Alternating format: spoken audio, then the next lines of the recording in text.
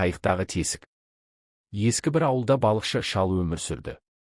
Ол бір күні кішігірім ескі қайығымен көлге шықты. Бірақ жүзіп бара жатып, қайықтың түбінен шым-шымдап су кіріп жатқанын байқады. Бұл түк емес, кішкентай ғана тесік. Қазір 1-2 сағатта қайта ораламын, ештеңе бола қоймас деп ойлады ол. Балықшы ауын көлге тастап, тыныш қана күтіп отырды. Бірақ арада уақыт өткен сайын су жинала берді. Ол әлі де қорқатын ештеңе жоқ деп мән бермеді. Біраз уақыттан кейін қайық ауырлай бастады. Су толған сайын балықшы енді қайықтағы суды шелекпен төге бастады. Бірақ тым кеш еді. Су кірген сайын қайық батып, ақыры балықшының өміріне қауіп төндірді. Сабақ: өмірдегі кішкентай қателіктерді немесе жаман әдеттерді елемеу үлкен мәселелерге әкелуі мүмкін.